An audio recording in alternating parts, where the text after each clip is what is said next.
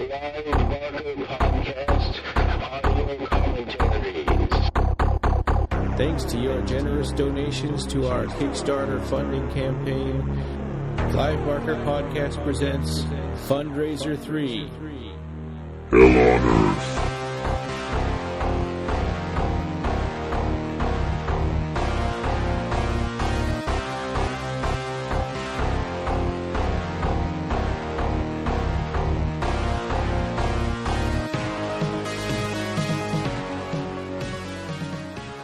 So, I got the movie paused right before the Artisan Entertainment. I have the word artisan on the screen, Okay. which is like 3 seconds in, I guess. Okay, I'm at 3 seconds in. It's on the screen too. Yeah, I just couldn't pause it fast enough to do it before then. Okay. But All right, so this is going to be funny because Okay. there's some funny stuff that I found out about this and the Playmate and all that stuff. So yeah, and so just for people listening, this is Candyman 3 audio commentary. Day of the Dead. Yeah, Day of the Dead. as usual, it's me. Say that with such enthusiasm, right? Yeah.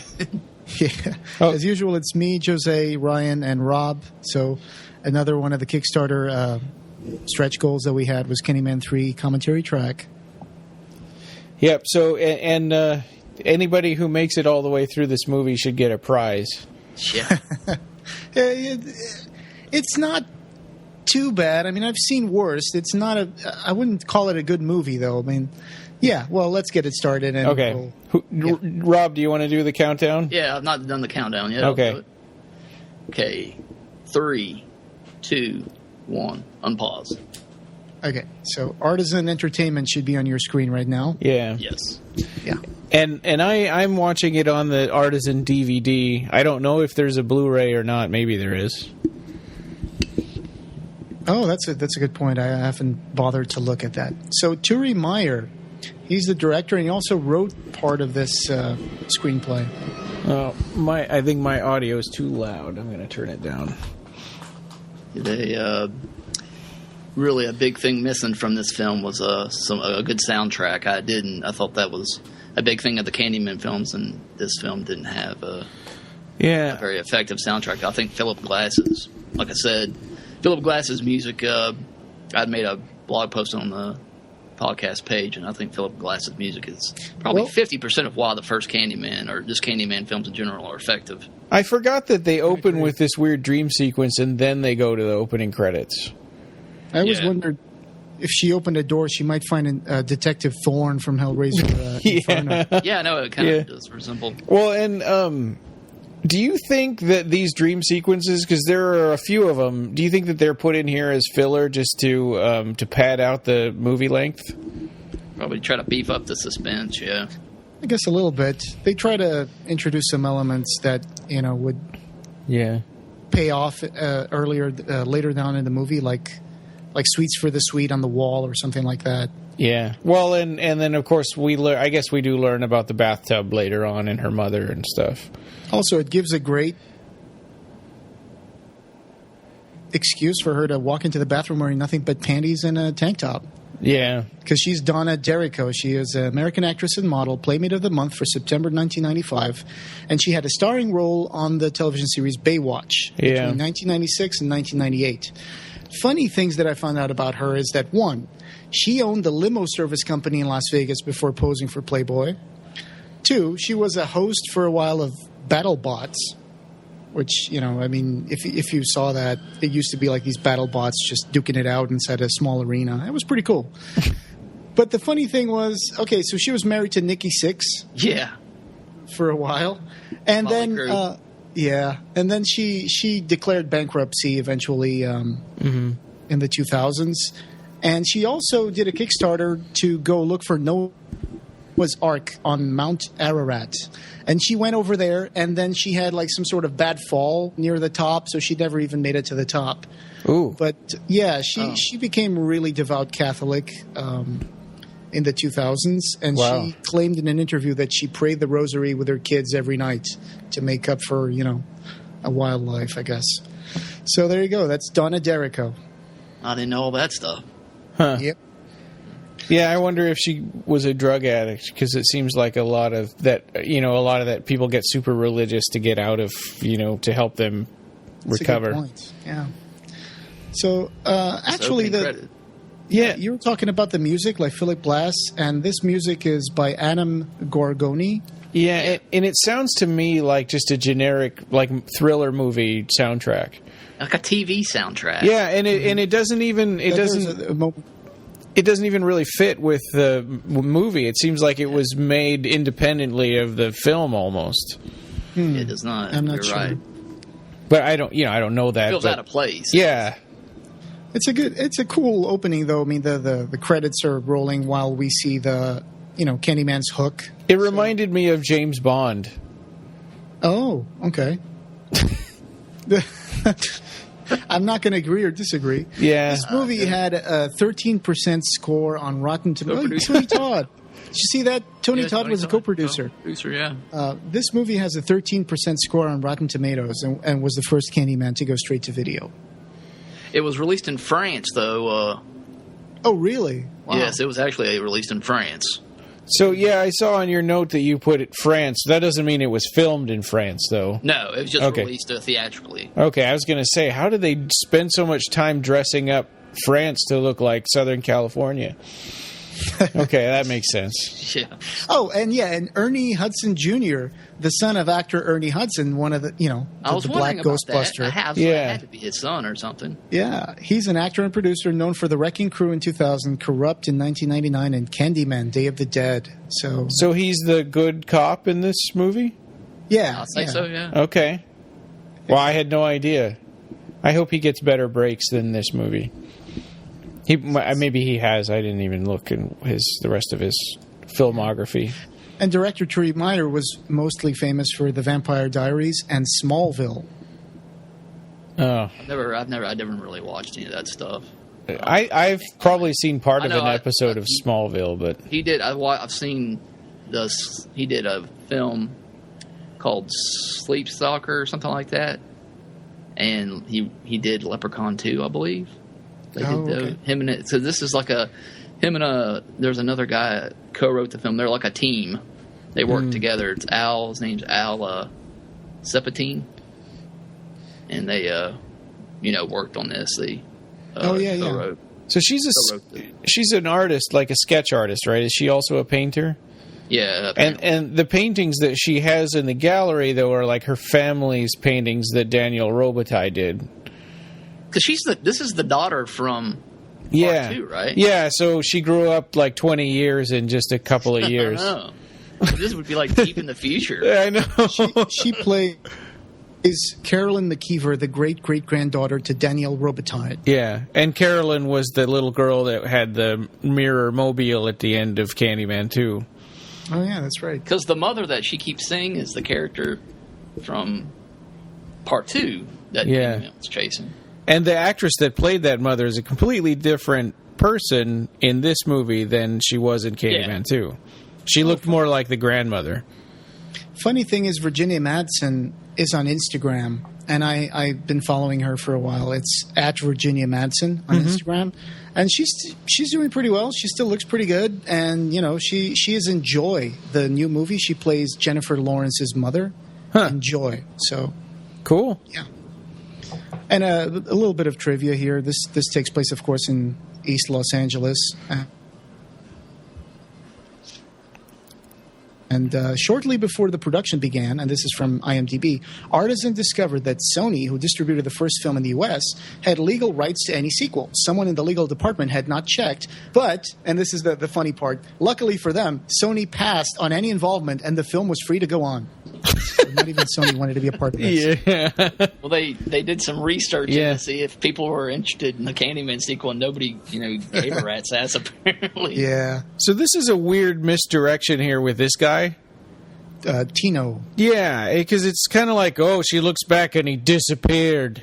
Well, it's going to happen in a minute here, but it's kind of like, what's that about? He's not some supernatural. He's just some guy that's like, that knows everybody.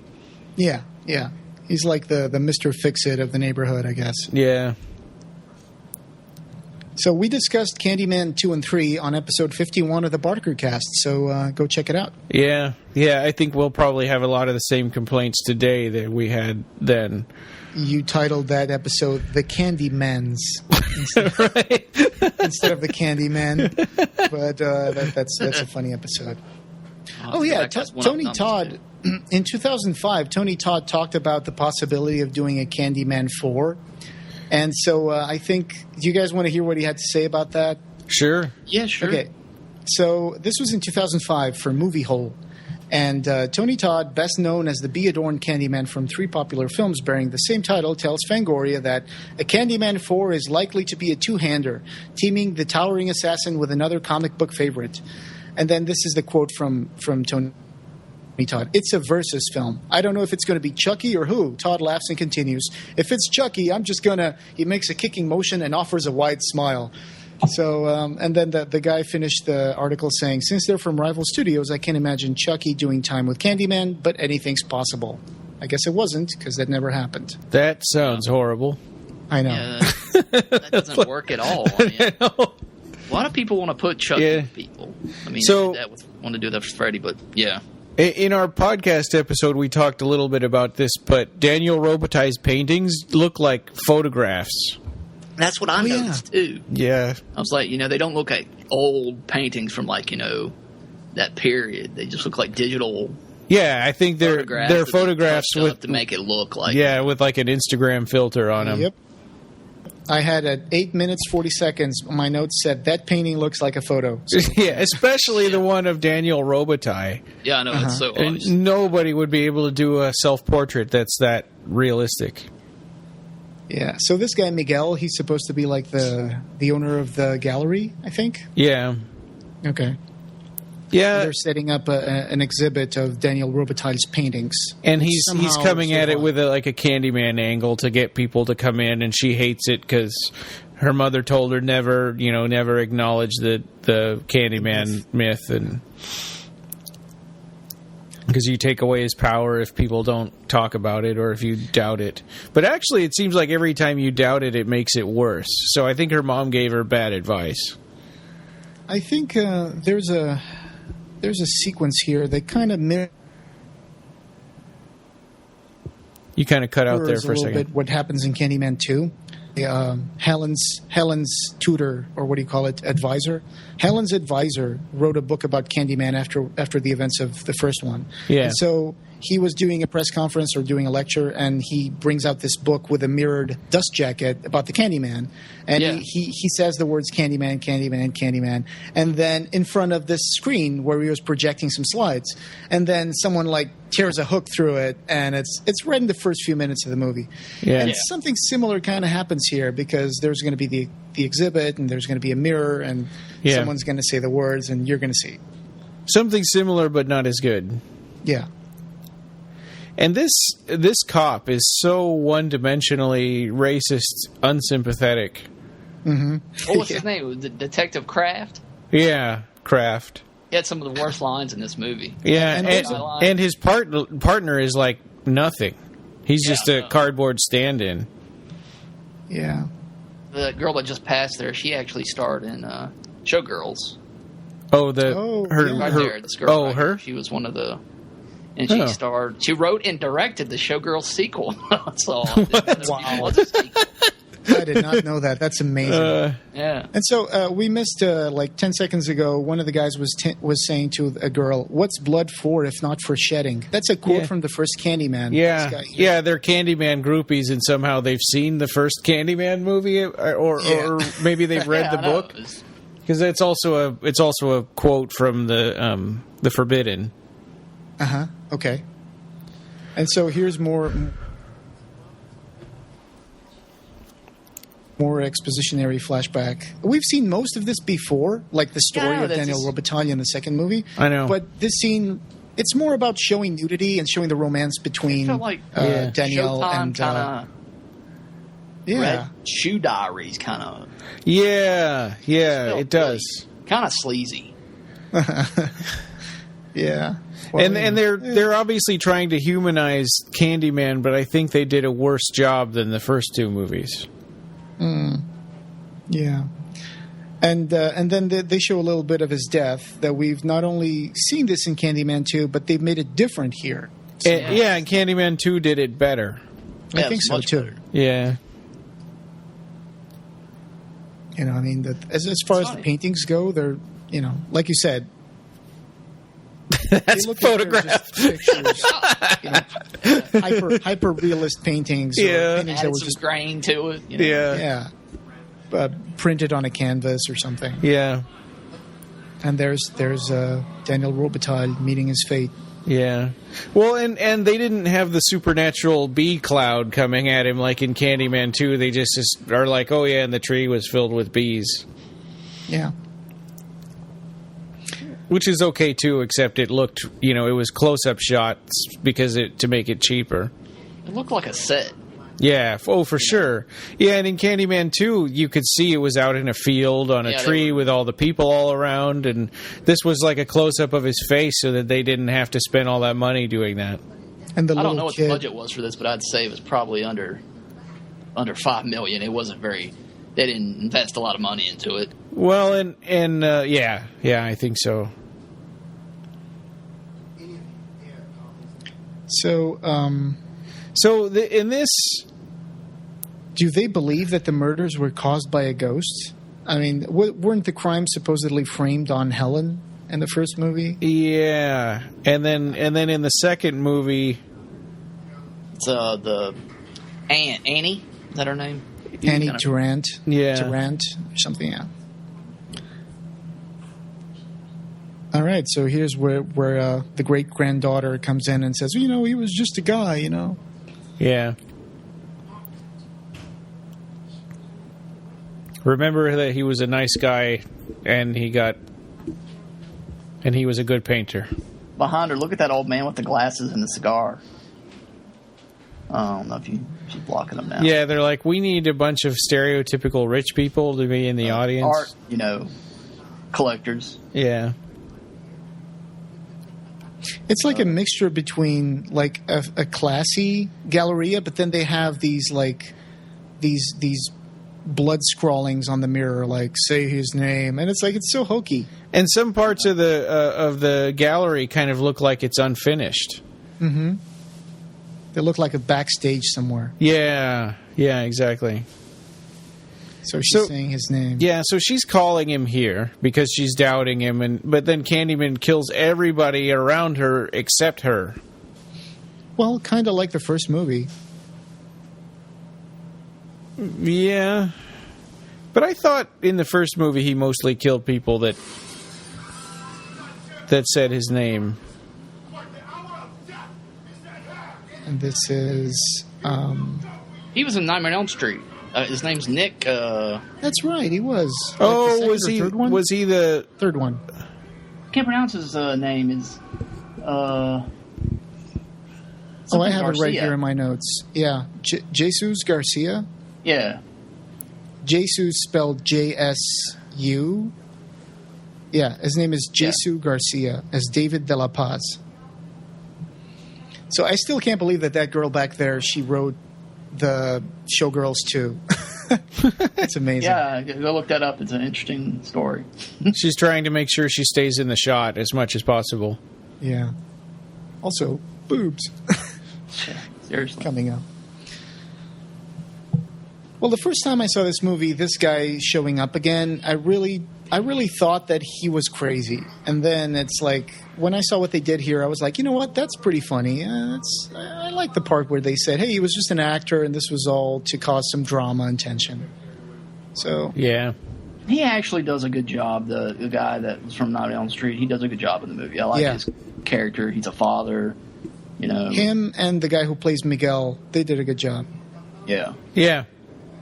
And also his grandmother, we talked about this in the podcast. She was probably the best character in the movie. But I'm going to go on record saying I don't know if this is blasphemy, but I thought Tony Todd was pretty weak in this movie. Yeah. I don't think he got very good lines to deliver in this. Well, yeah, it just sounds like he's just spouting out. Yeah. It's like, and a lot of it is just rehashing stuff he said in the other two movies. Yeah, exactly. Yeah, I blame the writers. So I can't really blame that on him. I guess he probably was just like them, this kind of sleepwalking. This Yeah, and so the LA subway looks like a dump. Yeah, is that supposed to be the subway in LA? It looks like it's an abandoned subway. Yeah. Why don't you go down there? Why don't you go down there by yourself? So if anybody ever was wondering what a Baywatch Candyman crossover would be like, this is it. Yeah. So I like the bees effect that's going to appear here. Candyman's appearance, the entrance in the movie, I think it's pretty effective. Yeah. Especially the way that he's like floating. Yeah, that does look cool. In the air, like amidst the bees. Does he form? Yeah, there we go. Yeah. So is he's floating through the air in the bees? Mm-hmm. So it looks like they slightly changed his costume, though. Like the jacket. Yeah, it's more black now. You weren't content with the jacket that I wore in the first two movies, so I was obliged to change my wardrobe. Yep. I liked my favorite look was from the second one. It's funny, this figure Todd McFarlane made a figure of Candyman, and they based it on this particular outfit. Oh, really? Cool. Yeah, he's got like this fancy dress code in this one. I really liked the sort of tattered, messed up looking one in the first one. Mm-hmm. And it was a lot of red on it. Yeah. So, Rob, you wrote a retro review, or rather a review for Candyman: Farewell to the Flesh. Yes. One of my first. That's the second one. Yeah, that's the second movie. Yeah, you posted it on January 2015, so it's been a year. You gave that a 7 out of 10. Yeah, it was the Blu-ray. I think this movie, I would give it a 5 out of 10. I would even go lower. I mean, I think the parts of it that are okay are just a rip-off of the second movie. So they based it around Day of the Dead instead of Mardi Gras. Mm-hmm. And spoilers: if you want to get rid of Candyman, you have to break his stuff. Yeah. The second movie, it's breaking a mirror that has a soul. Yeah. Somehow that wasn't enough, and now here you have to. I guess you have to burn his paintings. I guess they meant that as a way to erase the marks of his existence in the physical world, I guess. But the news and the myth, I think, is really hard to erase, because it would be like, it's like Candyman went viral, it's part of the culture now, like Freddy Krueger. So it would be really hard to for people to really forget about him. Well, and also Candyman, the idea was he was sort of an urban myth, and he was totally localized in Chicago. In the first movie, and then it's like they go to his origin, which is in New Orleans. Yeah, and now here, I guess he just kind of followed the granddaughter. All right, Honeycomb. Yeah, Honeycomb. Sorry. Yeah.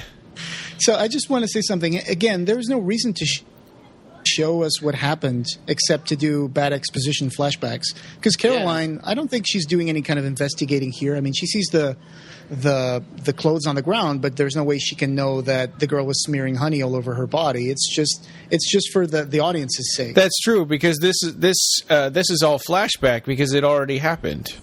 Right. Yeah, and so it's played this as its own scene. Because this is kind of bad editing or something, right? Yeah. I agree, Rob. You just said something amazing. They should have put this before. They should have put this. Well, where could they put this scene? I mean, she's in the subway, then she wakes up in a park bench somehow. Yeah, and that's another part that I was like, so a blonde playmate spent the night in a park bench in L.A. and nothing happened. It's like. Yeah. It's hard to understand. And she wakes up in front of Miguel's house. So it's implied that Candyman took her there. Yeah. Yeah. It's true. And Miguel here is like completely helpless. Yeah. Well, it would be hard, though, because it's like, do I try to help her? Do I run out the door? Oh, I saw a picture at the old Gary Tunnicliffe website, because the special effects were done by Gary J. Tunnicliffe and 2 Hours in the Dark. And he had a picture of this girl with the fake bees glued to her face, and then covered they in weren't blood. real? Oh, okay. So I don't like that there was no sound effect for the stabbing the hook into him.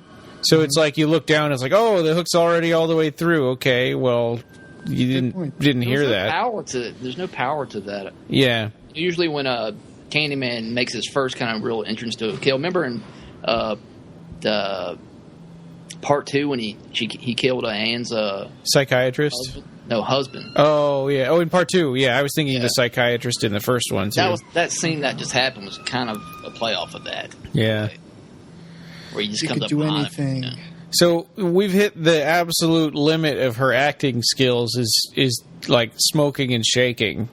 Yeah. Yeah. She does that 2 or 3 times in the movie. bad. Yeah. It's funny, Tony Todd is the one that really labored for this movie to get made, and he got the team together. And he was a co-producer. Yeah, he can't stand the movie now. Ernie Hudson Jr. Oh wow. Yeah. Oh yeah. Yeah, he doesn't look a whole lot like him. I guess you would never know that by looking at Jamal, just call your dad and the Ghostbusters, and they'll trap like Candyman. Exactly. Hey, that's a good version. Movie. Yeah, Candyman versus the Ghostbusters. Yeah, that would be funny. And pretty soon I don't know where they could take it if they did a Candyman 4. I don't know where they could take it. It's really just it's like Jason and all that stuff. There's nothing. Every horror movie doesn't have to be a series of 10 movies or whatever. They can. At this time, I'm not really like a big reboot fan, but at this time, I think that the best thing for Candyman, and this is just my strictly personal opinion, would be to like reboot it, to be closer to the Forbidden, to be like set it in London. Instead of being a guy who actually existed, like a painter, they should make it like he's pure rumor that takes physical form because enough people believe in him. That's the magic of the first story. That's one of my favorite. They could call it like the Forbidden, and then in parentheses the Candyman or something like that. Yeah, just to tie it together so people know what they're. I do like the backstory they came up with Daniel Robitaille and stuff like that. Yeah, I do like that story. Yeah. But I would like to see something a little closer to. I agree. I was about to disagree until you said make it closer to the. But otherwise, if they're not going to do that, I would just say just let it stop. I think it was a mistake to make this movie, and they should have just stopped at number 2, which was a high point. Mm-hmm. And then here's number 2 in the theaters, and it was a good crowd, and everybody seemed to enjoy it. So this actor who plays this detective, his name is Wade. What was his name? Wade Williamson. Williams. Yeah. Of course, he starts off by voice work. Yeah. He starts off by being racist towards Detective Jamal, saying, "Go through some hoops." Yeah. That's going to have a payoff later in the movie.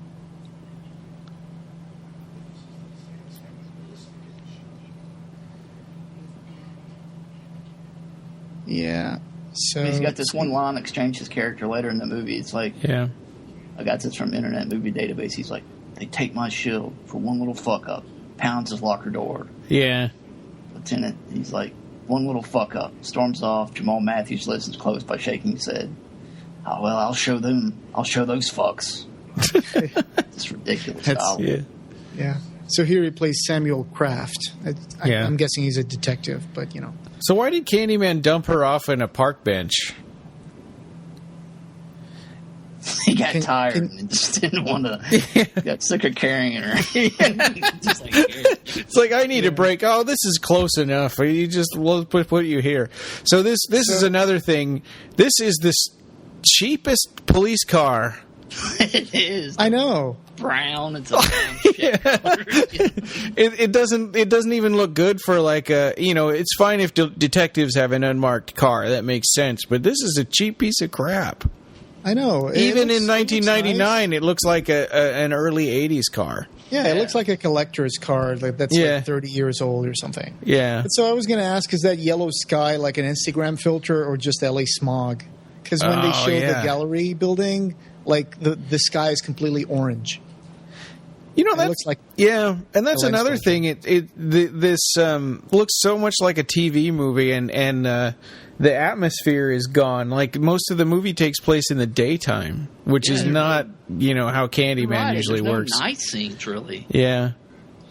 It's a good point. And also, one of the things that, now that you brought up the feeling of being you're a right. TV That film, is like a filter or something. That doesn't... Yeah, that like looks a horrible. filter. So, her I apartment was is just in gonna like say an something real abandoned quick, warehouse. which is, one of the things that makes me think of TV is the fact that the movie's interspersed with voice-off narrations by Candyman. And sometimes I don't understand, is Caroline listening to these, or is this just being put in there to pad the movie, just to do some exposition dialogue, like, this... By the this way, is everybody, Candyman. this is a Candyman movie. Don't forget, it's not Baywatch. Right. So I guess that be materialized inside that light bulb there. Yeah. Help me. And then he made the light explode with his bee Things like that powers. were such cheap scares. I mean, they're trying desperately to find any way to kind of get some kind of suspense or anything, but there's no suspense in something like that. The really bad, cheap scare is the one that's coming up right now. Yeah. When I saw this scene, I was like, seriously? They did that? Yeah, and there were jump scares even in the first Candyman, but this isn't a jump scare. It's just it's a terrible, terrible setup. It's a deliberate attempt to trick the audience. Yeah, the joke's on you, viewers. It's like a Family Guy joke or something. Oh no, I'm coming to help. And she keeps screaming and screaming and screaming. Yeah. At first I was thinking, wow, that's the longest Candyman kill yet, because she keeps screaming and screaming. Yeah. Other people just, like, blood comes out of their mouth and that's it. She's like, oh, I get the part. It's a horror movie. Yeah. Like, oh, that's great. Let me just sit down and shake for another 10 minutes. She really is. I guess it triggers her PTSD because, here she's in the shower, like, sobbing her eyes off. Yeah. And thinking about her mother's suicide for some reason. And Miguel. It's just to tell us that, her mom killed herself. And to put her into the bathtub or shower, which is, she spends half the movie coming out of the bathtub or... Yeah. With her just her underwear on, like right now. She wears the same underwear all the time in the shirt. Yeah, shirt with no bra. A little cheaper. Yeah, and it's the same outfit she has in the beginning. She really likes it, I guess. Yeah. If I got blood all over my shirt, coming in on my mother who had committed suicide, I'd probably never wear that shirt again. Yeah.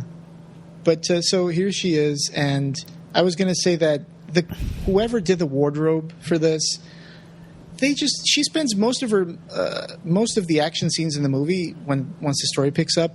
All she wears is mom jeans and a white tank top. Yeah. And I'm like, they could have found something a little more interesting for her to put on. I mean, just mom jeans and a white top. She also doesn't like pants. Her friend, I just realized, I never thought of this, but she looks like Bernadette from the first film. A little bit. I thought maybe that was kind of another ripoff. Yeah, Alexia Robinson plays Tamara. She reminds me a lot of Helen's friend Bernadette. Yeah. It's like another little nod to the first movie, I guess. That woman kind of does look like an older version of Anne Tarrant. I thought she kind of looked more like cause she's got this southern accent that Annie didn't have. Yeah, and she kind of acts more like the grandmother from the second movie, or the I guess who would be her grandmother, Veronica Cartwright. Yeah. She just said the wisest thing anyone's ever said in this movie. What'd she say? That you got to forget about him. That you got to destroy the myth. Yeah. Well, and that's what Annie's brother was doing. And the second one. Yeah, he was trying to stop the book signing tour and tell everybody to stop talking about Candyman. He was even willing to go to jail for the murders just so people wouldn't think it was the Candyman. It was just that guy. Yeah. He was really committed. There are a few slow moments in this movie, and this is kind of one of those. Yeah.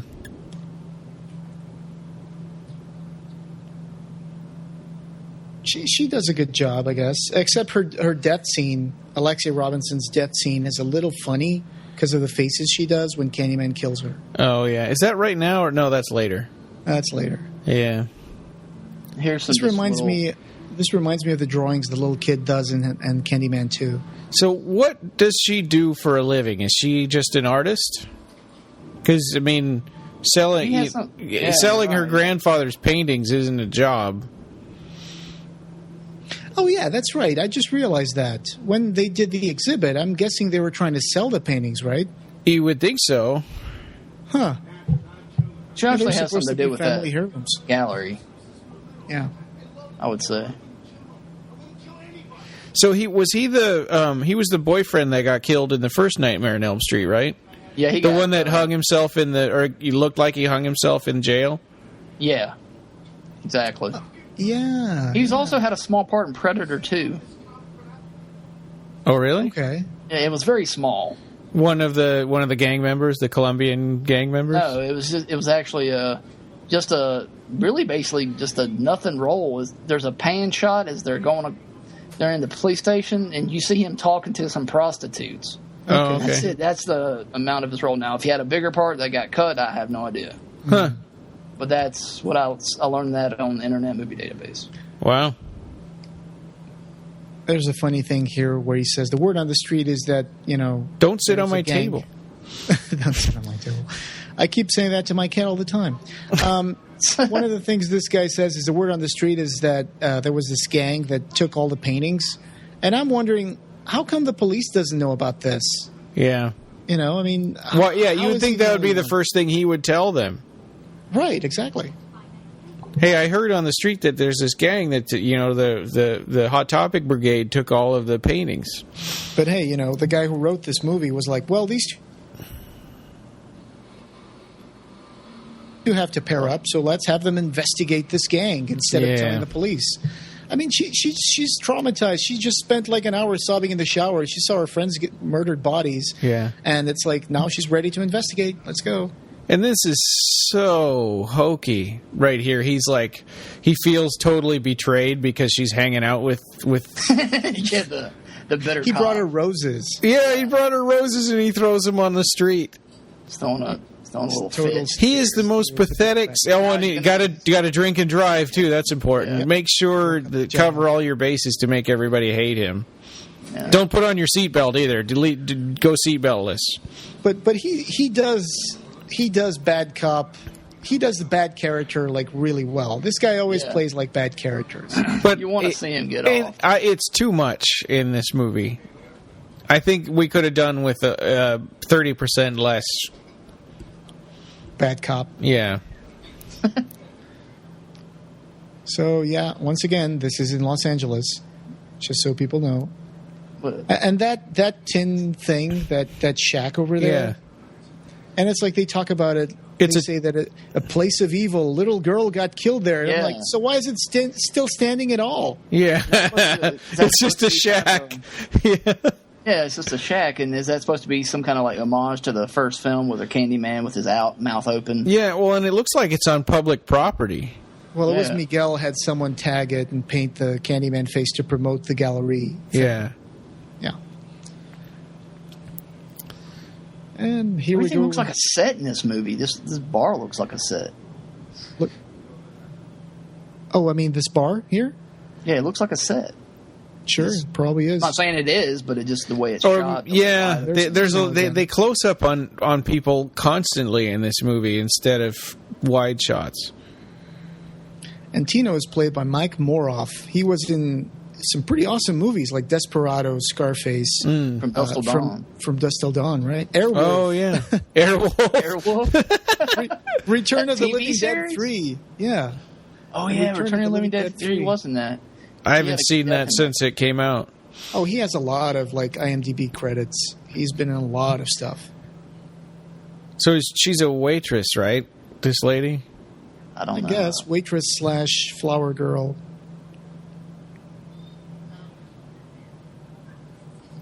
She's definitely trying to get her to go away from the balcony. I mean, from the bar. Yeah. And she's really like being inconvenient there. Yeah.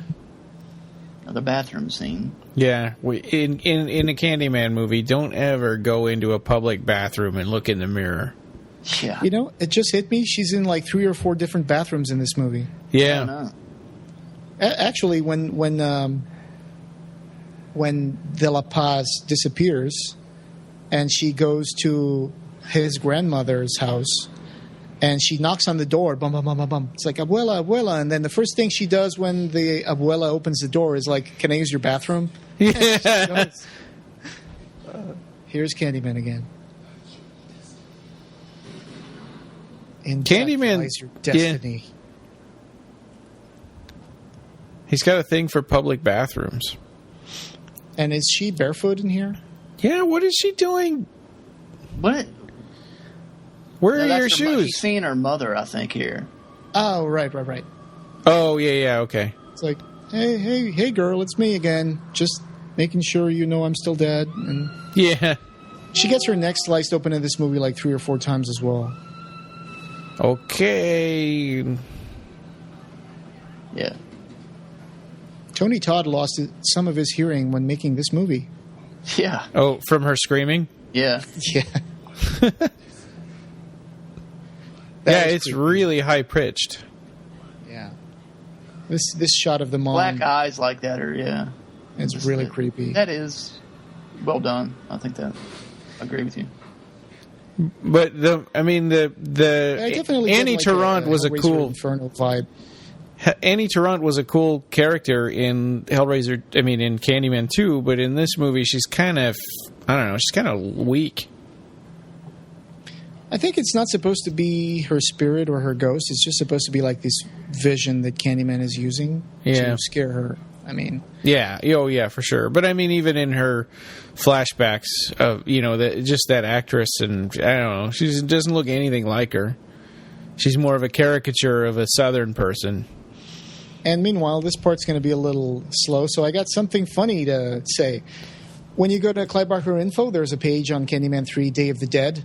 And here is what the movie director had to say. So Turi Meyer said, "This is a great franchise. It's a great actor playing a monster and an opportunity to play with the Clive Barker created eeriness and his quirky way of working with horror.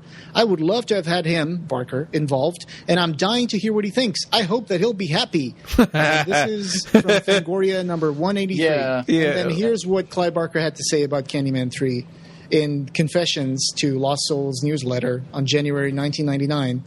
He says, "Candyman 3, which I had nothing to do with, was shown to me a couple of weeks ago. I declined to put my name on it. I really don't think I contributed anything to its creation, and it seems entirely phony to plunk your name on it, take the money, and run. I didn't think it was a badly created movie. I just didn't think it had anything to do with the mythology I originally created. I would have felt like a big old fake." So there you go. I think he was just trying to say, well, he was polite about it, at least, being nice about it. Yeah, he was a lot nicer to that than he was to Hellraiser Revelations. Oh, yeah. And Tony Todd had to say that the relationship has deepened between my ancestral pursuit of, in this case, my great-great-great-granddaughter, and the very strong story Turi has written about why this person was created. It really explores the horrors of what happens. A strong point of view and purpose in life. It's a story about the making of a monster, and that's very clear this time. Again, this was Fangoria 183, June 1999. Yeah.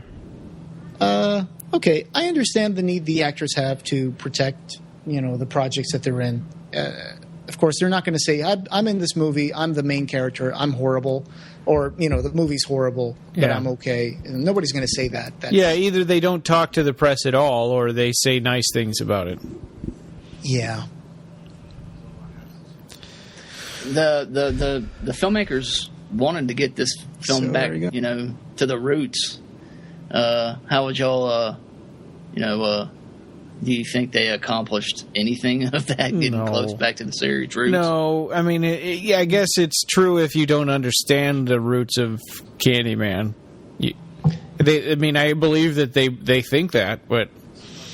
That's an interesting question. I don't think it adds anything to the franchise. Like Ryan said, I think it would have been best if they had just left it at 2.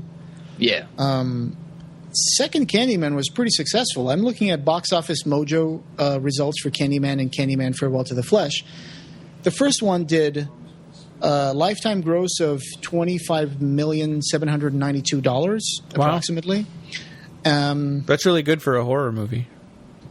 But on the opening, but on the theatrical opening, the first Candyman did $5.4 million, and the second one did $6.04 million. So the second one had a better opening in the theaters than the first one. People knew what they were getting into because it wasn't a brand new thing anymore. Maybe. Yeah.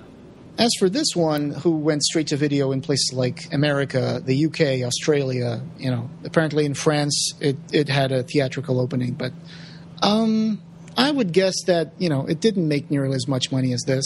So, I don't know how much money it made in France. Yeah, it's kind of hard to compare with a direct-to-video movie too.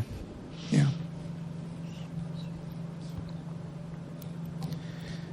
This was released along. They also did a Wishmaster sequel. It was like a package deal or something like that. That they make a Candyman sequel and a Wishmaster sequel. Oh, Wishmaster 2. I can't remember the name of that. It had some kind of subtitle. Okay. Peter Atkins was involved in that. I need to get into the other Wishmasters and see how they turned out because I think I've only seen the first one. Yeah. No, you don't need to see him. Oh, really? Okay. To be honest, just Another little bit of trivia: the revenue for all three Candyman has been approximately $39,732,000. Huh? It's not bad. This is a niche film, so that's not bad. They got like $5 when I bought this DVD. There you go. Actually, my Candyman 3 DVD is autographed by Tony Todd. Oh, that's cool. That makes it, that's good. I'm glad that. Where did you meet him at the first Monster? Yeah, Mad Monster Party. Mad Monster Party, yeah. There's going to be a Mad Monster Phoenix, so I'm looking forward to that. It's going to be in May, and so far they don't really have many guests confirmed yet, so I'm looking forward to that one. Oh yeah, that would be awesome. Yeah. So I like this character, the abuelita, the grandma. Yeah, so at first I thought she was Cuban because of the cigar, but then I realized, no, this is all Mexican because it's Dia de los Muertos. And so. I really didn't. This is when I first saw the movie on HBO. I was watching it. I kind of just knew the film was I was like, I lost interest because I didn't get. They're trying to build some kind of scary scene around an egg. that shoots blood out of it. It's just. I was like, this movie's just bad. Yeah. But there is a certain tradition of using eggs as a way to ward off bad spirits. It's not just made for this movie, but I actually enjoy the scene where the bee comes out of the egg yolk. I thought that was cool. It must have been hard to set up. It's just my opinion. And this woman, I think she looks familiar. The actress that plays the grandma, I think I've seen her in another thing. I know that she was in As Good as It Gets. She was in The Goonies. So she was in a few well-known movies. Yeah. Well, she's a character actress. She was in The Goonies. What'd she play in The Goonies? Well, wait a minute. The which I know you're talking about. Yeah. Her name is Lupe Ontiveros, and so I'm gonna check out to see what she did on The Goonies for you. Rosaletta, the maid. I think that's probably. You're right. That she did look familiar. Huh. I'm looking it up.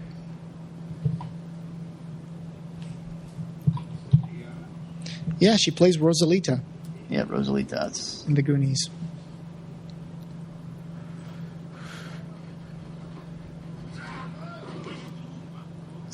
Again, the bad cop.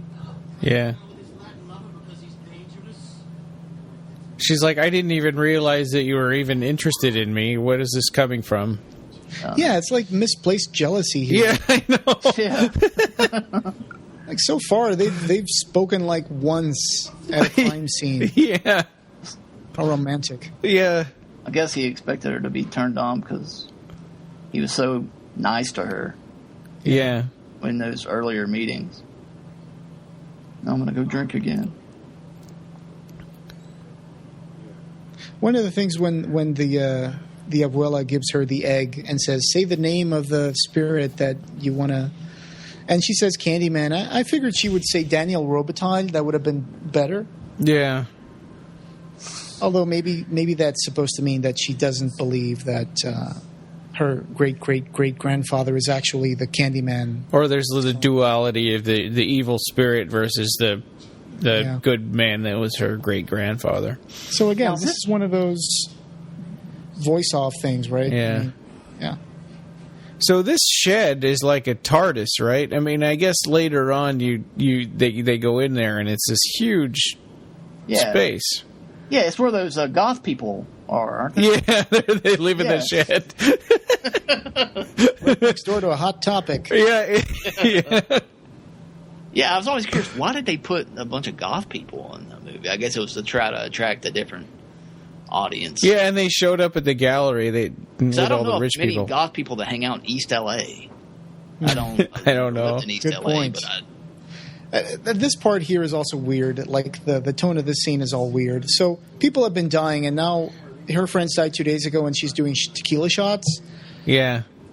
It's weird. Yeah, and but up to this point, all she's been doing is shaking and not being able to deal with it, and now They got candles on. and now she's hitting on him. Sitting on the couch. And I'm not sure if the next scene is actually her dreaming or if they were actually, like, making out after a while. And I'm just like, that's weird. Yeah. He even puts the salt in her hand and licks it, and it's like, oh, how romantic. Yeah. Considering that, you guys are supposed to be... He's afraid of being charged with murder, and she just had, like, friends of her die. Yeah. I don't know. It's just weird. I like that little skull. Mm-hmm. That's pretty cool. Yeah. I like the Day of the Dead actual concept. Could have been pretty cool if it would have been, played up, right. I don't know. I mean, I think it's too close to the Mardi Gras. Yeah. What do you think they could have done to set this apart from the other two to make it more? If you would approach a Candyman 3, how do you think they should have done this? Not make it? Yeah, that's the only answer I could have. I think one of the things I would say is take it away from the bloodline aspect of it, because, I'm not into that much. I don't understand why Candyman is so obsessed with his bloodline. Yeah, because it was a little bit of a stretch in the second movie, and now in this one, it's kind of nuts. And especially now, she's grown up 20 years in like the couple of years since the last movie. Sure, I don't understand what's the obsession that Candyman has with his bloodline. I mean, not all of his. Does he only chase like his descendants that are blonde, good-looking girls? Is that the only thing that he does? Like, chase his descendants that are blonde, good-looking girls? Well, and there's a lot of, like, incestuous sort of, implications in this scene here, too, coming up. I just love the cheesy guitar playing. Latin guitar, like, playing like something. Yeah. And then all of a sudden, here it comes. No, it's not Bill Cosby. It's Tony Todd. Oh, God. I'm sorry. That's okay. That's horrible. I just want to say that's a horrible joke. I'm sorry. He was arrested, right? Yeah. He was taken in and charged. Yeah. So if coming up here in a second, we're going to have an extended close-up of Tony Todd's nose hair, which I think... If I were him, I would be mad. It's like, why didn't somebody tell me? Ectoplasmic nose hairs. Yeah. So it's really...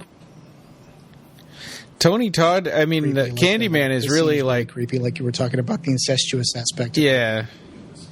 It's weird. And then she's like, where's David or, De La Paz? Where is he?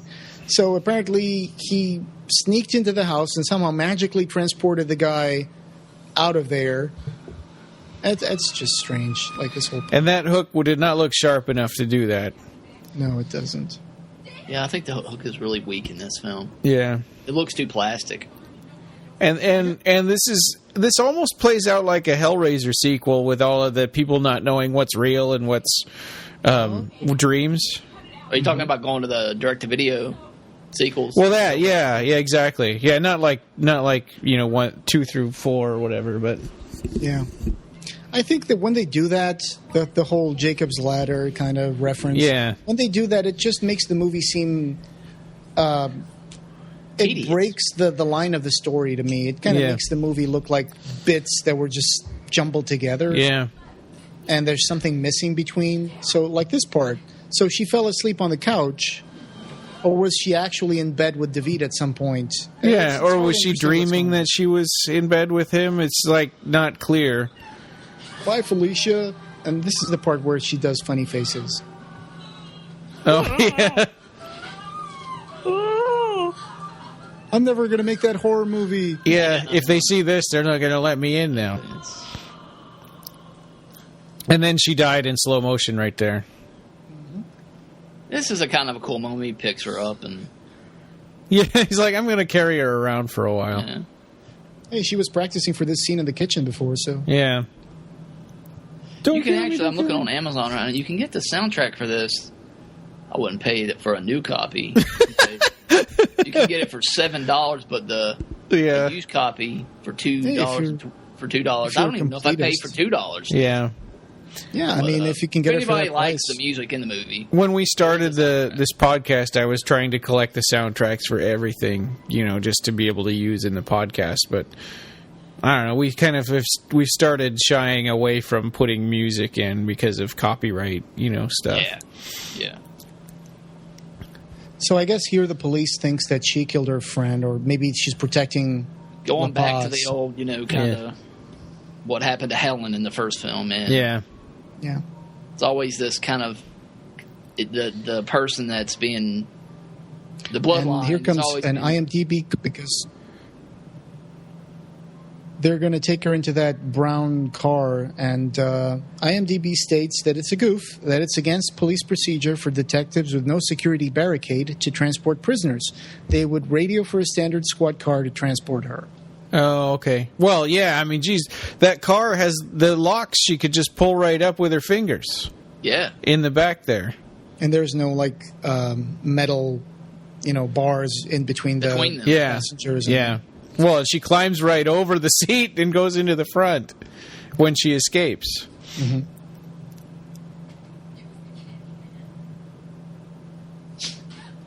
Boom. Yeah. Yeah, we get it. He's a bad guy. Yeah, she could... she could probably get out,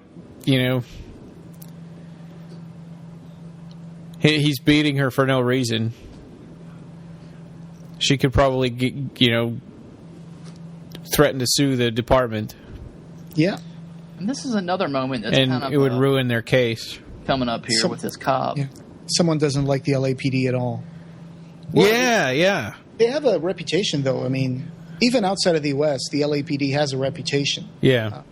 Ever since, the Rodney King thing. And stuff. Yeah, before Rodney King, it was New York police, and then after Rodney King, it was LAPD. Yeah. This part right here is a kind of reminiscent of the scene in part 2 where the cop makes fun of Candyman. This is another kind of a... Yeah. Except this is much, much worse. Yeah. And these really weak, stupid jokes that he tells, and he laughs maniacally over these dumb jokes. Oh. He's like, okay, I'm still laughing. When do I get to stop laughing? Because, I'm tired of laughing. And when's Candyman going to show up?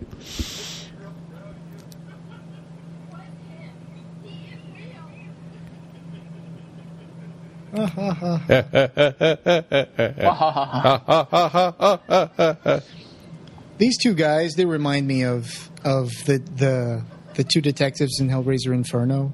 The ones that share the same body and have two heads. Yeah. At the end. Oh, Hellseeker. Yeah, Hellseeker, right. Thank you. Yeah. With Dean Winters. Yeah, you're right. It would have been fun if this guy here started coughing up like bees. That would have been Yeah, fun. actually, I was just expecting that. So just having a gore. So Candyman was hiding by the gas pedal. Uh-huh. And also, there's no way that the hook would go through the car seat and just have that tiny little hole. Yeah. That's you would have to fish it through to be able to do that. Yeah. But, at this point, you're just nitpicking at stuff. Yeah. Yeah. There's a lot of things to nitpick. Yep. Like you said, he was just hiding there under, he gave her the pedals. keys. Yeah. and it's amazing that all these people are just standing around gabbing outside and don't see any of this. Yeah, isn't there supposed to be a squad car right behind her there? Yeah. In the shot. It's like, I guess there's nobody there. Cops on this scene either. Just pull the thing open and, yeah. She just climbs over the seat and goes out the front. Story convenience. Yeah. Yep. Not laughing anymore, are you, buddy? Yep. That shot was completely useless. Oh, yeah, him coming back alive, that's so... Yeah, what? He eviscerated his heart. I mean... Yeah. Well, and he got stabbed through the mouth, right? Or, no, maybe he just spit up blood. I forget. He spit up blood. He got skewered by the hook.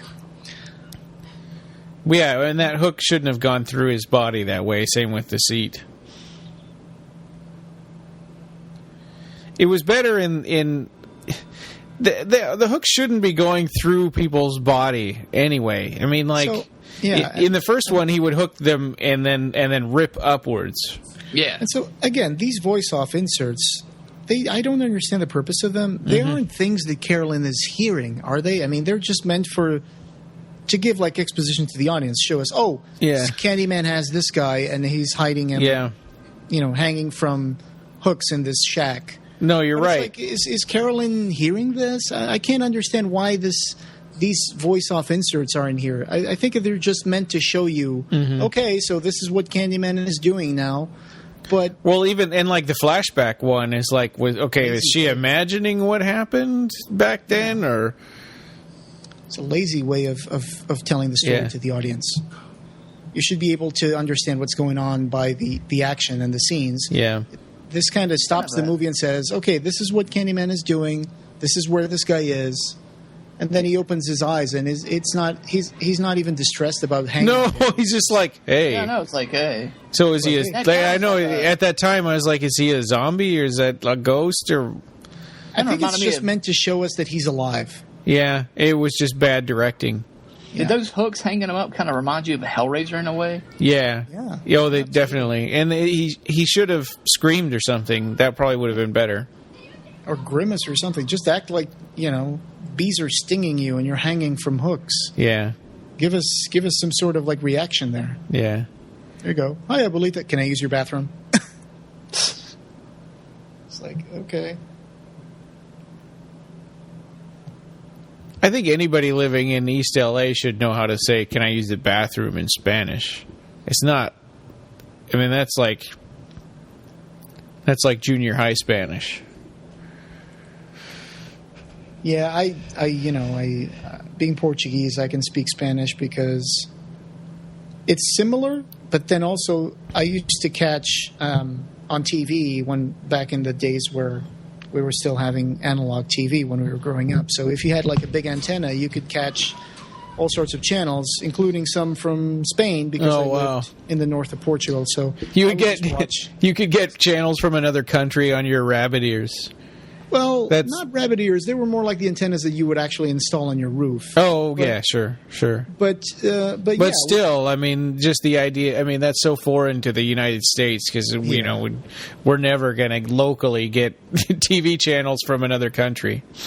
He's in another bathroom. God. So living in the north of Portugal, I would catch some channels from Spain, and so I grew up watching Sesame Street in Spanish and stuff like that as well. So that's kind of how I learned Spanish. Did she have a clean tank top with her to put on? Yeah, I think she just took off her shirt. She had a shirt on. But on the back there was a door. What do you call it on the back? It's like a door hook where you hang your coat or something like that. There was a white shirt. Oh, for her? Yeah, for her. Somebody just left it there for her. So she left. This is in her house. I forgot. This is in her house. She just dropped off murder evidence at Abuelita's house, like a police windbreaker that was covered in blood from the other cop. Yeah. So, thanks a lot. Now it's your problem, Abuelita. Hey. Yeah. And then she can also tell the police, I think Abuelita is a Crip.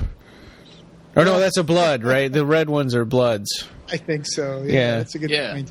And then this part, without the good, evil will die. I understand what she's trying to say. She's trying to say, like, go burn, whatever's left of I guess the good is the paintings that Daniel Robitaille left behind. They're going to do a bunch of flashbacks just to make sure everybody understands what she means. Like here, it's like the good is the love that he had with, his love of his life. And so, but I still think it's weird that without the good, evil will die. And so, yeah, but you're throwing out the good as well. So how is that a victory? I know.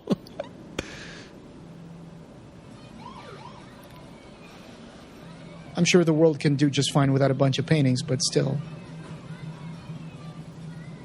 And we got, Candyman 2 had Mardi Gras. This is LA's Dia de los Muertos. I think a good movie that did the Day of the Dead was, a lot of people don't consider it a good movie. I like it. It's the Crow City of Angels. The second one. Yeah, I like that movie, and I thought they did a good job of showing it too. how Iggy Pop is in that movie. Yeah. I wasn't ready for a Crow sequel. Came out too soon, I think, but over the years, it's really I like the film. And I only saw it when it first came out. I never watched it again. It also got screwed over by Miramax. Oh, okay. Is it the third or fourth one? Is there a Crow 4 that has Edward Furlong in it? The kid from Terminator 2. I forgot his name. Yeah.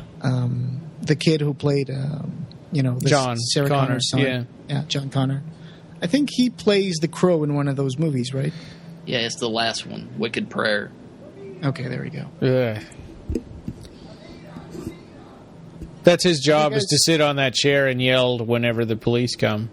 La Migra, he thinks that it's the immigration police. Man.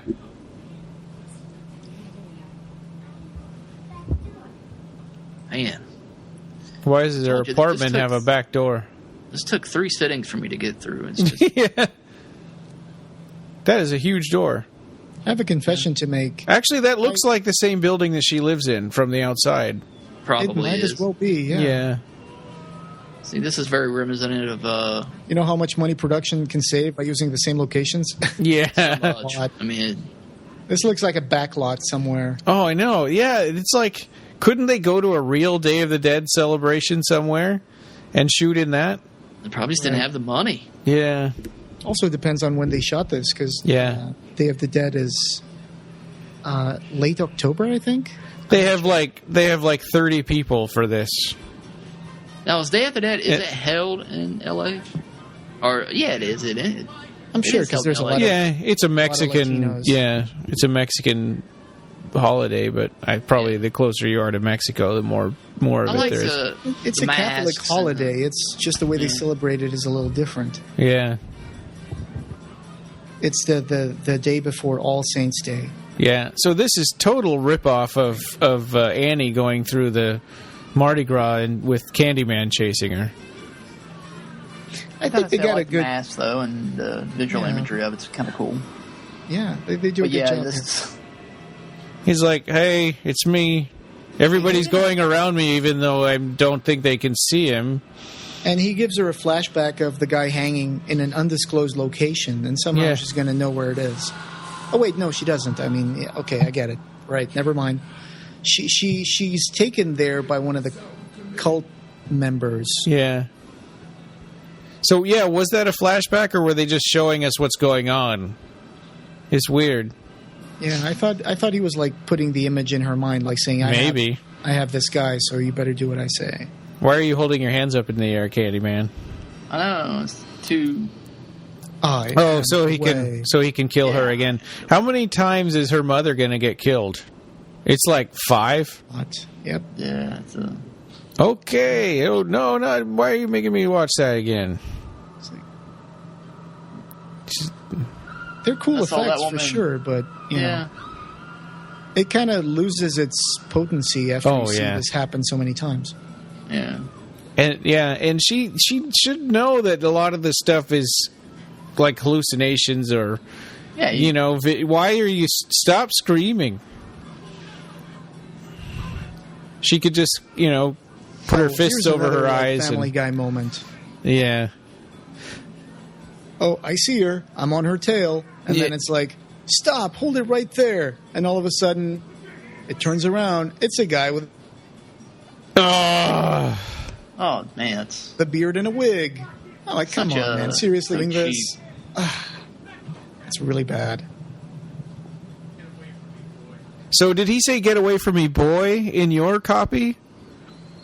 That's what he said in mine, yeah. But he was "Get away from me, boy." But he was mouthing the N-word. Really? They changed it. Yeah. Oh, I know. So they ADR'd the word "boy" in there. They changed it. Probably. It was probably a note from the producers. Or the what do you call them? The ratings people. Yeah, maybe. Yeah. MPAA. Yeah, the BFCC for British. Okay, so here she comes back to Tito because there was a gang member who wanted to talk to her about the paintings, blah, blah, blah.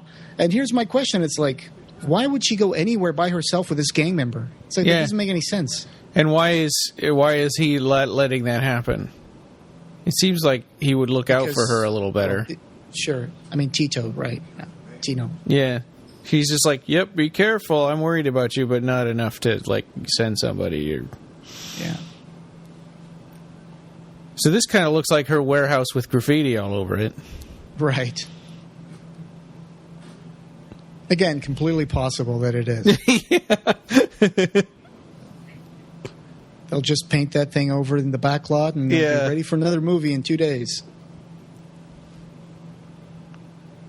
And at night, it looks more derelict. So they're not in that shed right now. But doesn't she goes in the shed later, doesn't she? Or maybe not. I'm going to make a confession. The last, 10 minutes of the movie, I didn't see them. Did you fall asleep? Yeah, I kind of did. Sorry. But my notes go all the way down to 1 hour and 20 minutes. Oh, okay. Yeah. But so, there's not much after that. Yeah.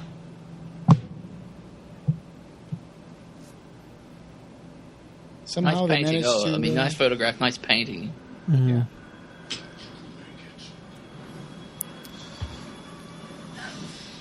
Bonk. That's such a cheat. We all know that he didn't kill her with the hook. Yeah. I mean, even the first time seeing this movie, she didn't get killed by a hook from some stupid punk. These Candyman groupies are really bad actors. Yeah. I think they were hired for their body jewelry or whatever. Yeah. Probably. And in this scene, it's another flashback, and she mentioned something to De La Paz, like, I've never been to my mother's grave, I just can't go there. And it's like, and here she is in a flashback, and that was her mother's grave. Again. Oh, wait. Oh, yeah, that's right. How could she dream about her mother's grave when she hasn't been there? Yeah. They're reciting all kinds of Candyman dialogue here. Yeah. They're kind of like the Deaders. They're worse. But they're worse than the Deaders.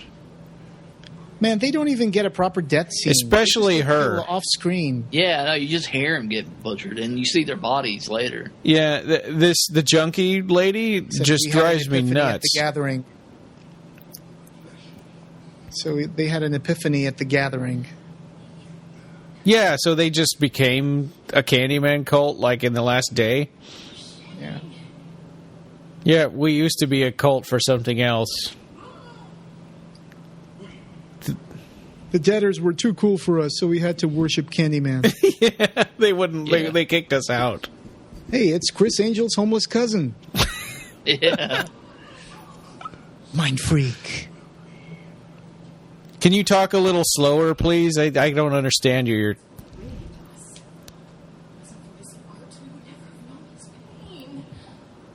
And her acting is so horrible. I mean, I know she's trying to be a junkie or whatever, but... Jeez. Yeah, I mean, she's... Yeah, jeez. Shaking that hand much there?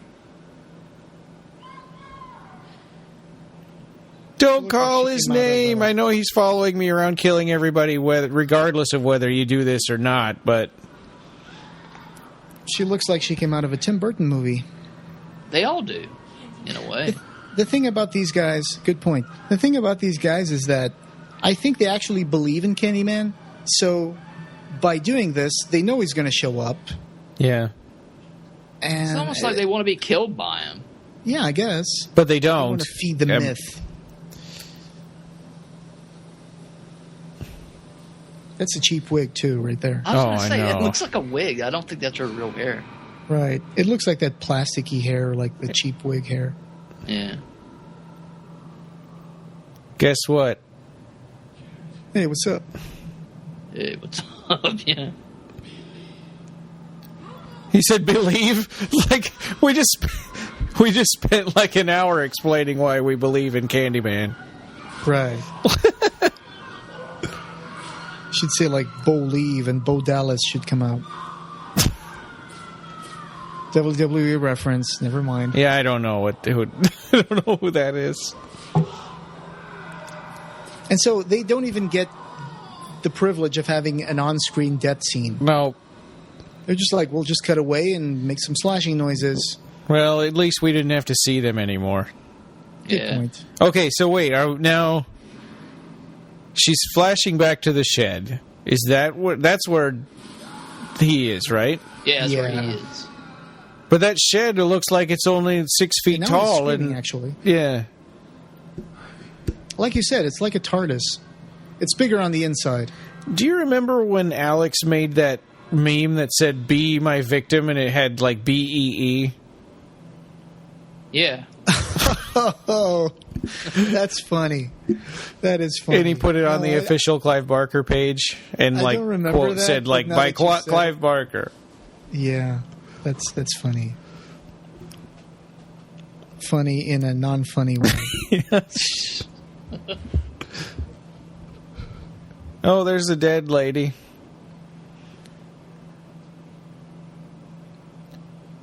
It looks like a total like den. It's, and this jump scare coming up here, she should have known that guy was up there because she was there when they all got killed. Hey, Mousy, having some brains. Yeah. Oh, yeah. She's like, well, that's a little much. I'm going to shake. My acting teacher taught me how to shake, and that's what I'm going to do. Well, she does a good job at shaking. Yeah. So, Candyman Day of the Dead, I'm going to read a review from Rotten Tomatoes. This is the worst. From Kevin Ranson, MovieCrypt.com. His review was, "Please stop. We're begging." Yeah. Scott Weinberg of eFilmCritic.com said, "Speaking of dead, let's talk about this series." Yeah. Yeah. It's true. This sort of franchise. It did. Yeah, you would think that Hellraiser Inferno would have had the same effect on Hellraiser as this thing. But Hellraiser was strong enough that they those movies were so cheap. Yeah. Cheaply made that they made money. Yeah, they can keep on making money, and it's like we all see them. Yep. Here's that dialogue that I repeated. Yeah.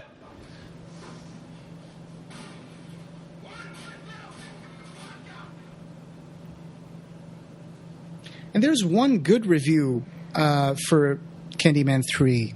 Funny, it's from Movie Hole. Clint Morris said, "The fear, frights, and genuine suspense of Barker's original makes a welcome return. Horror as it should be. Blood-curdling and frightening." I don't know what movie this guy saw. Yeah, he saw something. Oh, I guess that shed is taller than like 6 feet. He might be sarcastic. Yeah. But it looks like it's only like maybe 14 feet deep. Yeah. Well, it looks like they built like the shed and connected it to a building. Oh yeah, right there. Now Warehouse. there's a brick wall, so she's inside of that warehouse now. And everything's full of chains. Yeah. I was expecting like Pinhead to show up here. Yeah.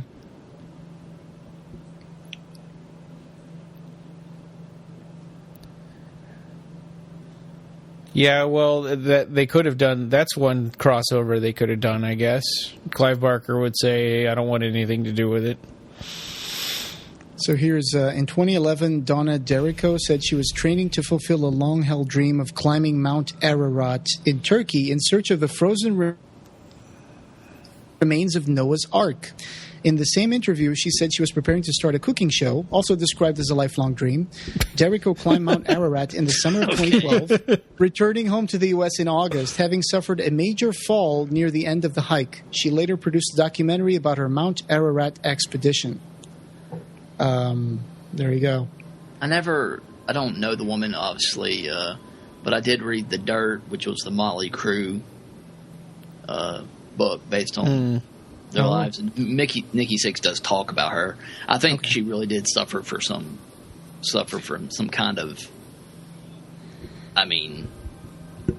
yeah, she was married to Nikki Sixx for 9 years. She had some mental problems.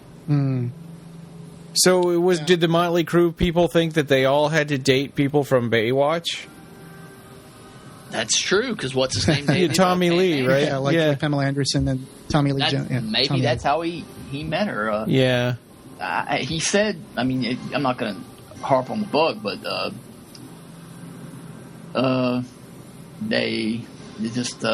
she just had problems. I'll just leave it at that. So this weird altar it's like made out of dirt with cloth over it with some skeletons all over it.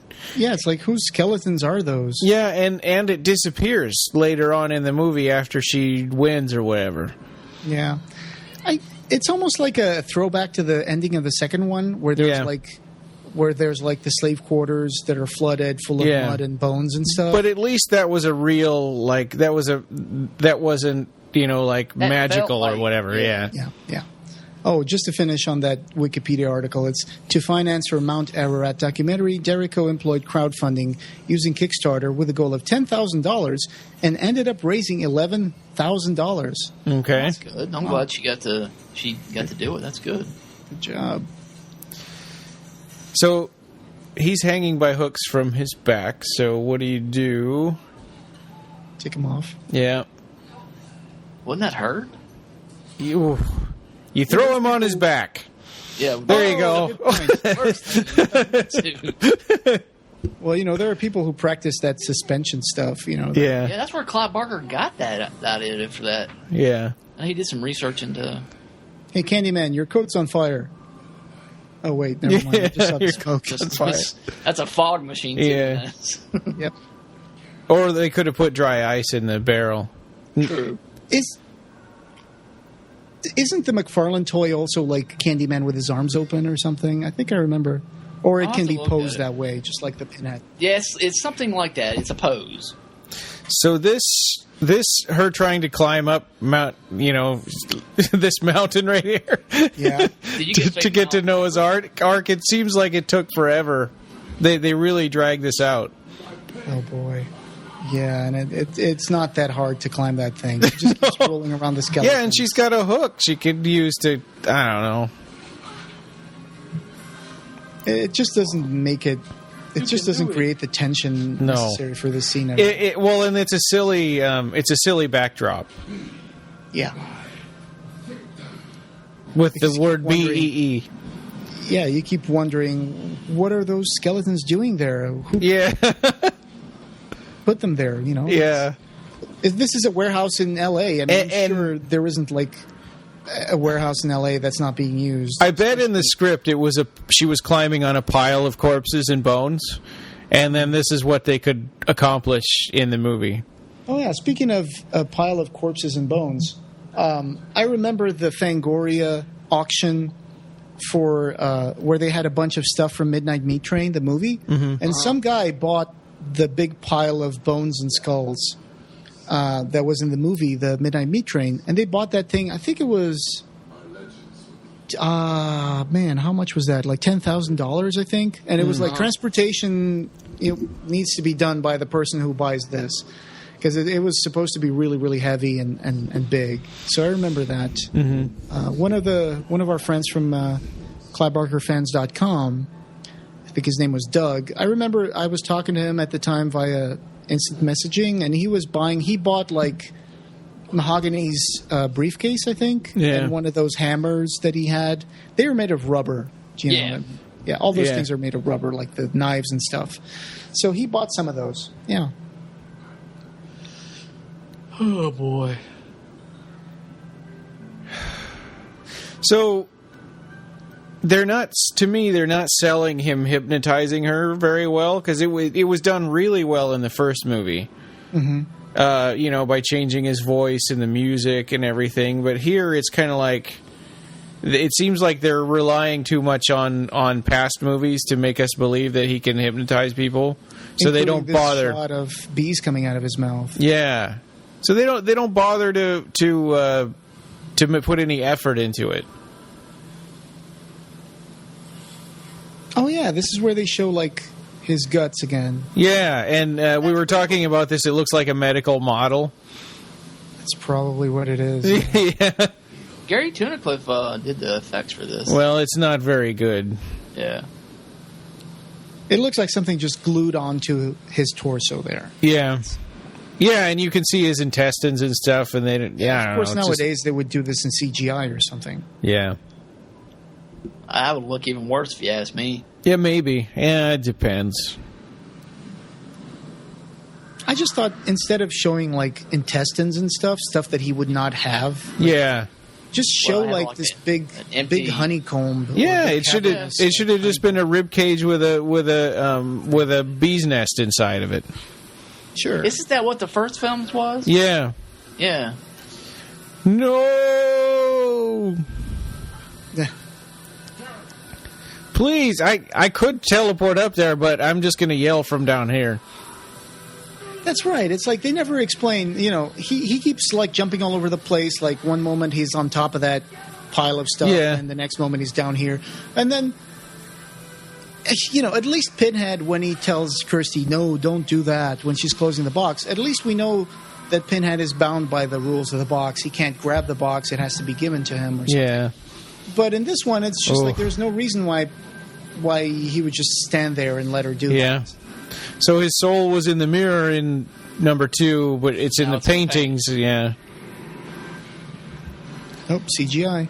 Yeah. That kind of looks like Nick's. Oh, yeah. So Candyman 4, they're going to banish him by destroying his CD collection. That warehouse totally looks like a set warehouse. Yeah. Oh, yeah. Including the big white walls that are just put there. Yeah, so they're like, let's clear out all these old movie props so that we can use this as a set.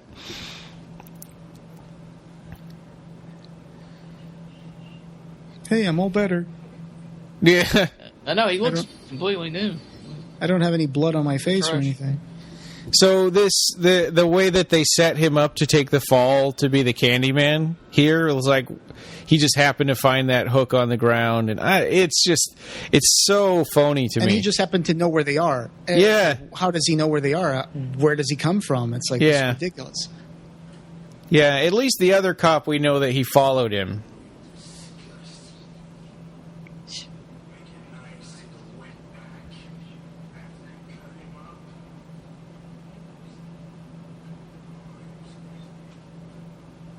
It's like a way to wrap the story like neatly. It's like, okay, now the bad cop is going to show up at the end, and he's going to be holding the hook, so he's going to get framed for everything. Yeah. I'm the Candyman. Stupid reason he says, Candyman. I'm the Candyman. I'm like, why did you say that? So here we talked about this before. He shot him and then came around the corner. That's right. He never shot up A bullet doesn't move around the corner like that. Right. Well, he's Angelina Jolie from that. Was it Wanted, where they could curve the bullets with their mind? Yeah. Or there's a character in Jericho that can do that too. Oh, that's right. Yeah, one of the female characters. I think. Yeah. That was obviously just what do you call it? A squib. That just popped off, and then he just came around the corner. Yeah. Yeah, and it was supposed to be a reveal, but they screwed it up. I mean, it's not the direction was bad. Yeah, it's not worth having a reveal that guy's coming around the corner if you're going to screw up the movie with it. I mean, he should have just been right behind him. Yeah, exactly. Like when he falls, just show the guy standing there with a gun. Yeah. That would have made more sense. Yeah. Actually, now that we're talking about these cops, too, his partner, that lady, she did nothing in this whole movie. Except for, agree with him and stuff. Yeah, stand next to him and nod and be like, "Can you believe that?" Yeah, she didn't even need to be there. Yeah. What are those? Are the ugly lamps? I know, they look like some weird pods or something. Yeah, They do. she's like, They look like the pod cases from Prometheus or something. yeah. Okay, that is totally unnecessary. That's the last jump scare, and it's completely unnecessary. Yeah, and she fell asleep in the grass at the cemetery. I think dream scenes, they can be done good, but there's such cheap ways of storytelling. Yeah. Yeah, there's no way nobody takes a nap in the cemetery. Yeah. Or I don't know if it's a dream or not. I think it's not. He says, "Damn it, I told you to stop touching my back." How many times do I have to tell you?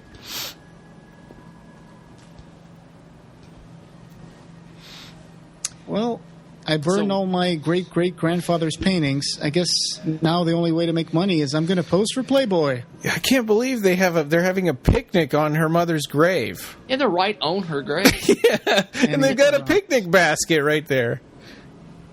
Well, he says something in the middle of the movie like, "Oh, Dia de los Muertos, we have a picnic." Oh, that's true. Yeah, in the cemetery. So that's kind of the callback. I know it's a weird thing, though. I mean, I would never do that. Yeah. Well, and it's even weirder for her to fall asleep on somebody else's grave, so she can have that. Good cast is dream. Worth looking again. Mike Moroff. Miguel Velasco. I think there's one moment where we see something like the art gallery is called Velasco or something. I thought I saw something like that. It was a real art gallery? Oh, no, just in one of the shots. Oh, okay. So I'd probably give this a 3.5 out of 10. That sounds about right. This had 4 stuntmen working on this. I can't even think... Of stunts? What stunts they did. Maybe the guy hanging from the chains. Probably, yeah. Yeah, that's a good point. Somebody floating in Candyman's place, somebody floating through the air, maybe. Or maybe, I don't know. I would give this movie like a 5 out of 10. 5.5 out of 10 or something like that. Yeah, that's my verdict on this. And we're back to the directive. Technically, it's not a bad movie. It's just the writing's not very good. The directing is not very good.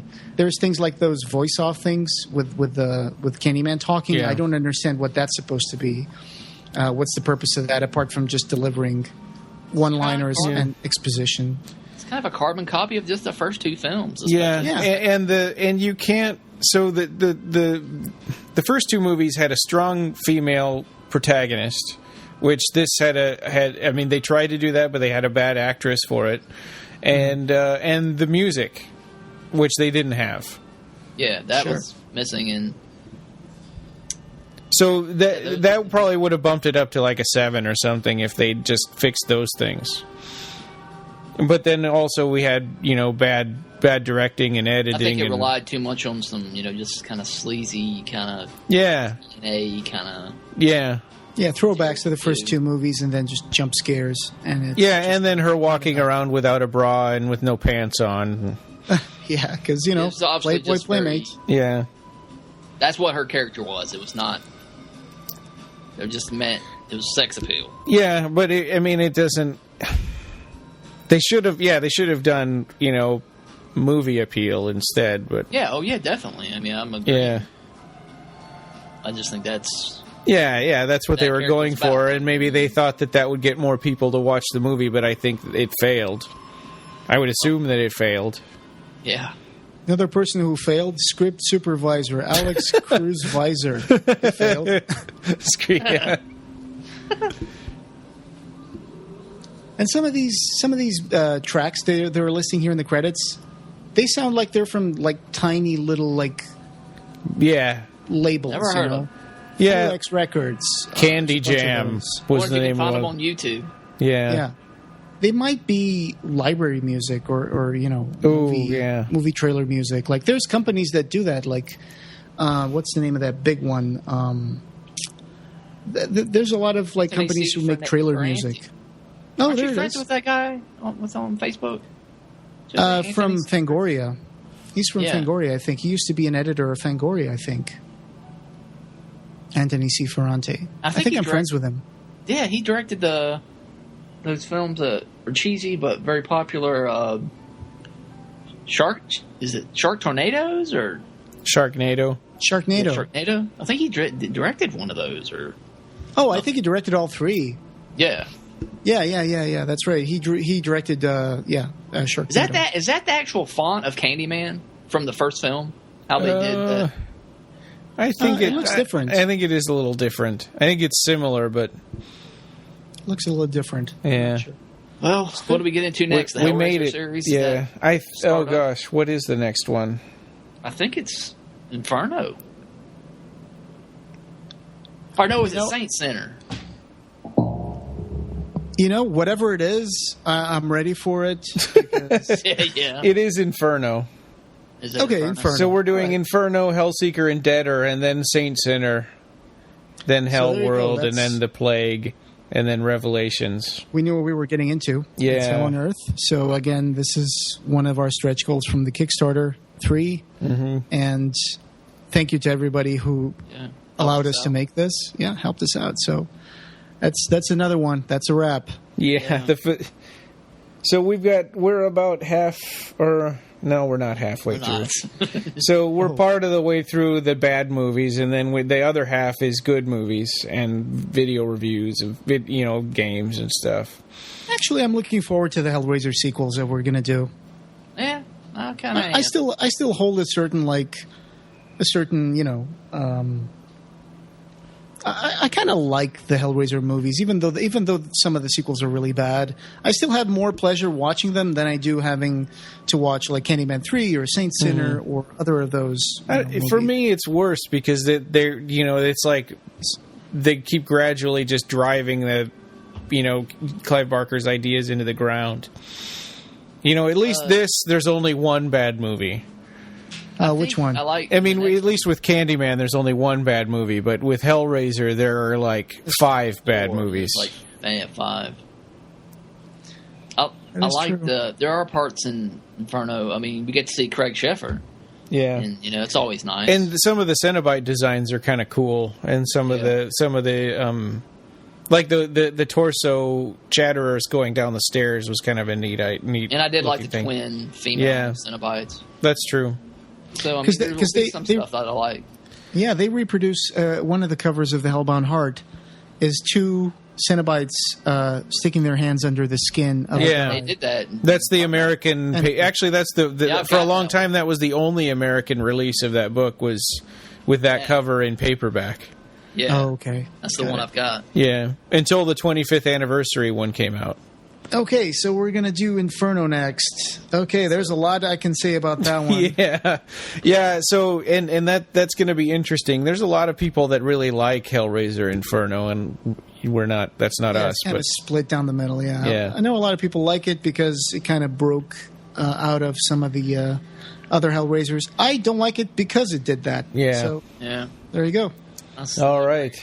So I hope you enjoy this commentary, and we'll see you next time. Yep. Yeah, thanks for joining us with this. Yeah, and if you're still sleeping, wake up! Yeah. It's over. It's over now. You don't have to worry about it. Okay. The Clive Barker Podcast, or BarkerCast, is an independent editorial fan site and podcast that is not affiliated with or under contract by Clive Barker or Seraphim Films. This podcast and site are a labor of love by the fans for the fans. News, features, and show notes for this episode can be found at www.clivebarkercast.com. Go to iTunes and please leave us a review. Reviews really help us get the word out about Clive Barker. You can also find us on Podomatic, Xbox Music Store, TuneIn Radio, Stitcher, Double Twist, BlackBerry, and Pocket Cast. We have a Facebook page, so come on and like our Facebook page and join the Occupy Midian group for lots of discussion about Nightbreed and other Clive Barker stuff. On Twitter, we're at BarkerCast and at Occupy Midian. Opening theme by Mark Buckle.